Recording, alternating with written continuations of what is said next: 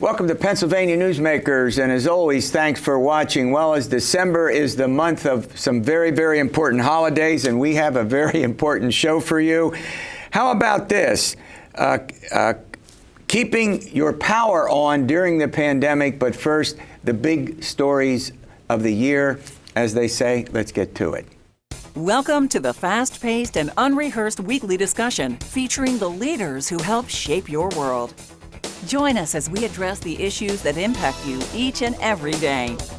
This is Pennsylvania Newsmakers. And now, here's your host, Terry Madonna. Well, it's not a controversial statement to say this has been one, you almost don't know how to describe this year with the big stories, the pandemic and the presidential election contested up to the United States Supreme Court. Well, joining me to talk about the big stories of the year are two great reporters. I have them on this show quite frequently, and they're sitting across from me. Let's talk to Marc Levy. He's with the Associated Press, and Angela Couloumbis with the Philadelphia Inquirer and Spotlight, PA. Do I got that all right? You sure do. All right, Angela, I'm going to start with you. You and Marc have been covering politics for a number of years.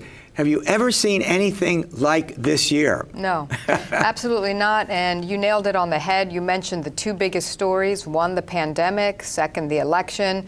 With the pandemic, really, starting in the beginning of March, it became about the Wolf administration's handling of it and its approach to trying to prevent hospitals from becoming overwhelmed with very sick patients. It led to an unprecedented shutdown of the economy, not just here in Pennsylvania, but in other states across the country. Yeah. Businesses, some of them filed lawsuits trying to prevent whole industries from being shut down. Then the gradual reopening, and then the second wave that we're experiencing now, and a new list of mitigation measures that the governor has just put in place. It has been a completely unprecedented. Yeah, Marc, and a lot of those are controversial. I mean, there's a deep division within our society among Democrats and Republicans, particularly on the issue, with Republicans far more likely to say don't shut it down completely, but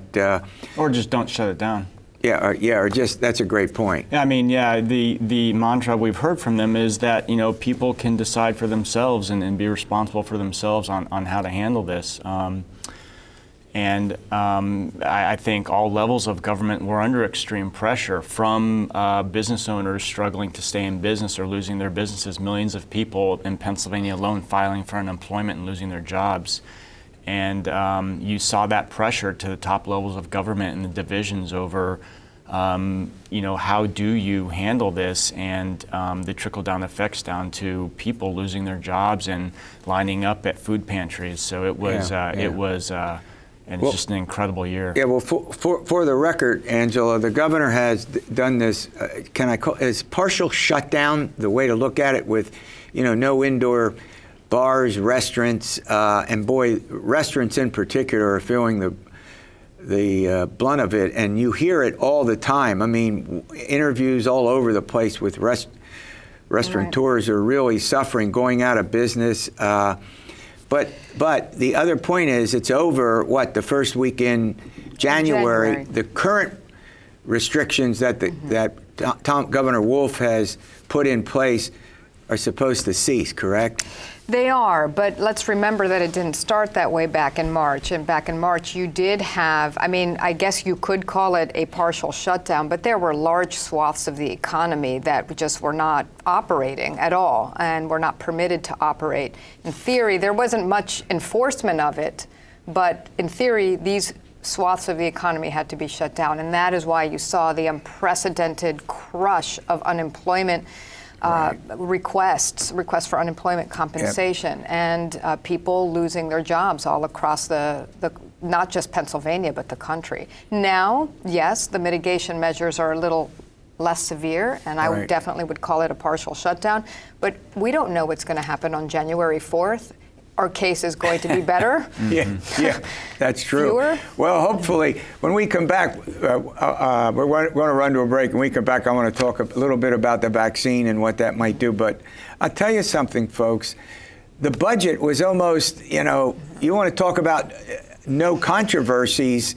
I mean, in terms of the past, when we actually have had employees not showing up for work because we had a shutdown and sometimes a partial shutdown. We'll get to those topics and more after these words. This broadcast of Pennsylvania Newsmakers is presented by the Pennsylvania Chamber of Business and Industry, the statewide voice of business, and by the Pennsylvania State Education Association and Partners for Public Education, bringing the power of a great education to our schools, our students, and our communities.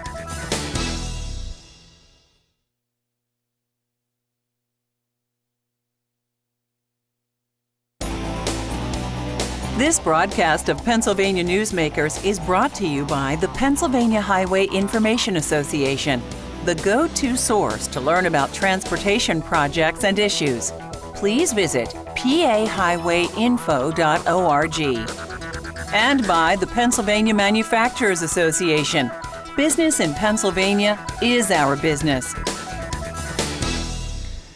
All right, Marc Levy, we had controversies over the shutdown, but are we going to have any controversies over the vaccine? They have an order in which it's to be delivered, but that can get complicated, and that could be the next big challenge.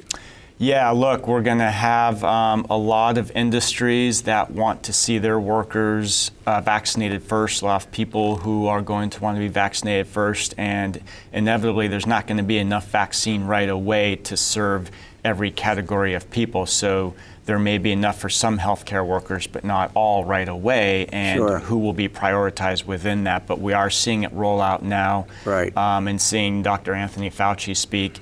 It sounds like it could be essentially a 6-month process for Right. it to get down to sort of regular people who aren't frontline workers, who aren't healthcare workers, Sure. who aren't living in a nursing home. Right.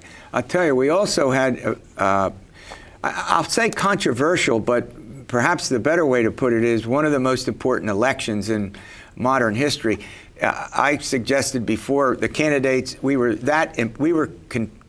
considered a pivotal state, right? Oh, yeah. I thought the candidates spent so much time here, we ought to give them residency. Yeah, Go I mean, ahead. look, it was in the last 8 weeks of the election, they were here at least once a week, if not multiple times a week, and that's not even counting their family members or their surrogates. But Pennsylvania was, without a doubt, the probably biggest state in the whole election, given the number of electoral votes, given how close it was. And we saw that with the number of lawsuits filed in the courts. It was probably number one in terms of lawsuits, both Right. before and after the election, fighting over how votes were to be counted, how ballots were to be allowed. It was pretty extraordinary given the way that the state conducted it during the coronavirus with the new mail-in balloting law, and Sure.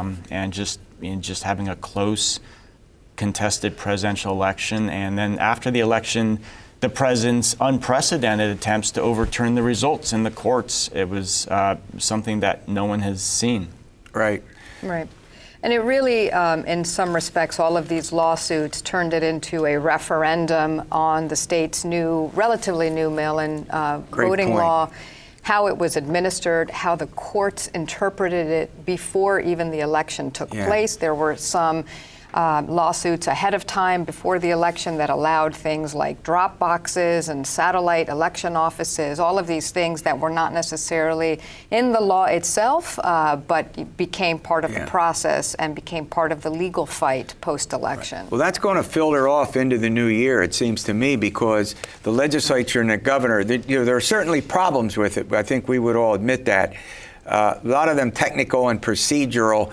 I'm not arguing that there wasn't any fraud, but not widespread. Right. So does the governor and the legislature have to get together on this and work out some reform measures with mail-in balloting? It seems like, to me, it's here to stay.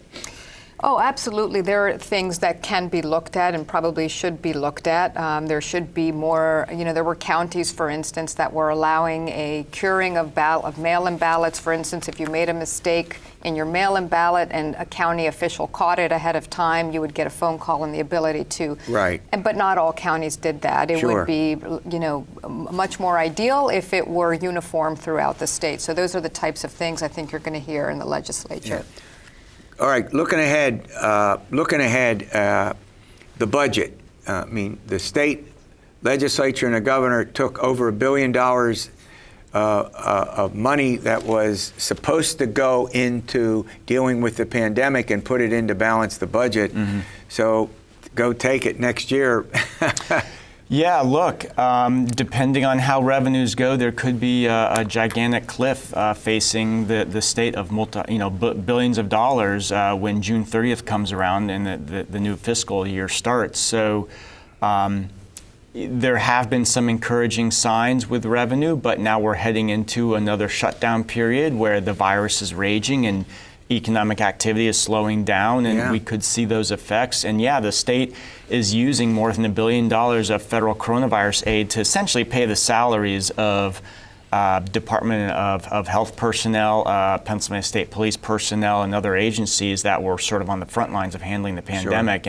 Sure. And we have no assurances from Washington that there will be more aid. There is work on that right now, but what that looks like and the extent to which it helps Pennsylvania deal with its budgeting situation, we don't know. Yeah, excellent point. Well, look, I want to thank you for coming in. All right, coming up, keeping your power on during the pandemic. That not exactly an unimportant subject. We'll get to that in a moment.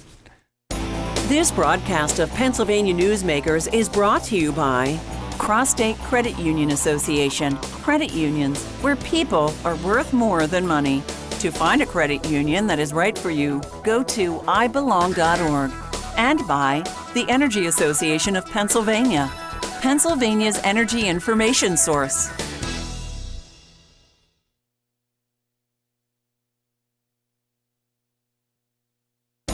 This broadcast of Pennsylvania Newsmakers is brought to you by the Association of Pennsylvania State College and University Faculties, representing the faculty and coaches who are devoted to providing quality public higher education for Pennsylvania's college students.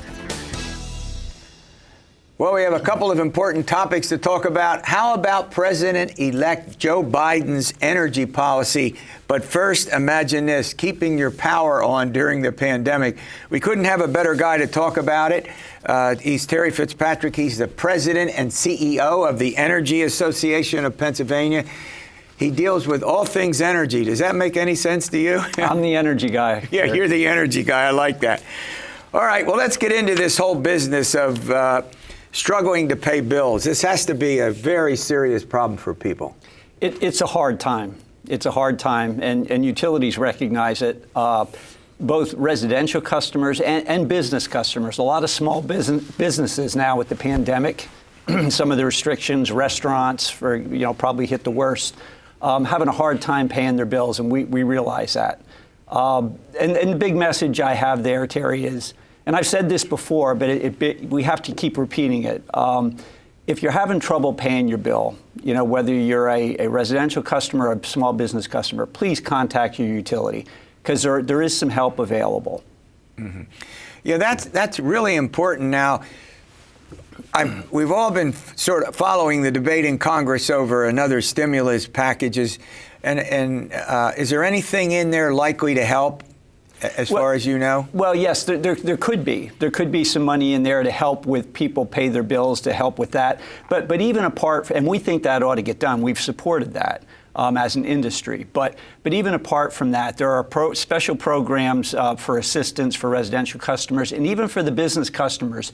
If they've fallen behind in their bills because of this pandemic, utilities are willing to talk to them to come up with a payment plan where they can pay that back over a period of months or even a couple of years to help them get back on their feet, because small businesses are really important to these communities that utilities serve, and they want to see them survive and thrive. Yeah, but you also have individuals. I mean, this can affect a lot of people who simply have been put out of work, right? I mean, this runs through the entire economy. If people are out of work, they're not spending money. They're not going to the small businesses, to get whatever they need in life to make it through this tough period. Yes, we all have an interest in trying to help those folks get past this and to be able to keep those businesses going. Yeah, that's a great point.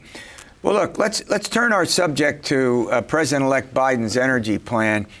We'll have to see what happens in the Senate in the special election or the elections that are taking place in Georgia. If the Republicans hold on to the Senate, then we'll have to see where President Biden goes with the energy plans. If he doesn't, if the Democrats gain control of the Senate, then they have the House and the Senate and the presidency. So that could make all the difference in the world as well, correct? Well, that definitely will be a factor. But I would caution, though, even if the Democrats do win those elections, we saw even under President Trump, he didn't get everything done he wanted with the Republican House and Republican Senate. True. There are divisions within both parties that have to be kept in mind. And certainly within the Democratic Party, you have the moderate versus progressive split. And so, I think President Biden, he's definitely going to move. He's going to be greener than President Trump. Yeah. I mean, that much is clear. But whether he gets done everything even that he said he's going to get done, he's got to deal with that split between the moderates and the progressives in his own party. Point. Look, I want to continue with this subject. It's very important. Maybe we can get a sense about what it might do to our state, something that you spend a lot of time on. All right, we'll be back after these words. This broadcast of Pennsylvania Newsmakers is brought to you by the Pennsylvania Medical Society.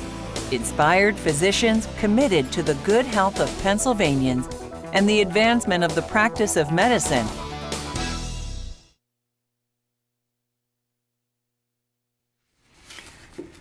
All right, we're talking with Terry Fitzpatrick from the Energy Association of Pennsylvania. Well, it's all things energy, right?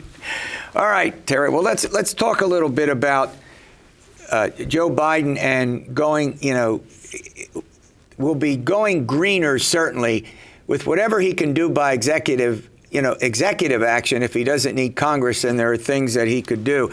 There's the Paris Climate Agreement, which President Trump removed us from. So does President-elect Biden, he has the authority to rejoin it without having Congress approve of that. Is that correct? Yes, that's correct, because it was never a treaty. It was never a formal treaty to begin with. So President Obama, he entered into it on his own. And so, President-elect Biden can do it on his own as well, get back into that agreement. Why is that agreement important? Well, it's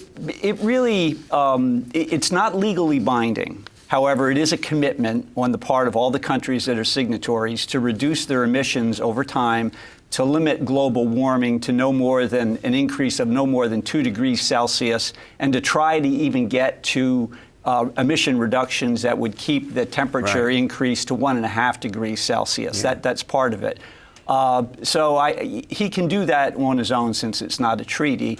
And I think he'll probably do that his first day in office, say we're part of the Paris Agreement again. Well, what's important is, I do think that Biden realizes, at least from what he has said, the importance of natural gas in the state, particularly out in the southwestern part of our state, but also along the Appalachian chain where fracking takes place. And he indicated that he supports fracking, but over time, I think he would reduce, the subsidies will go away and it will go into wind and solar.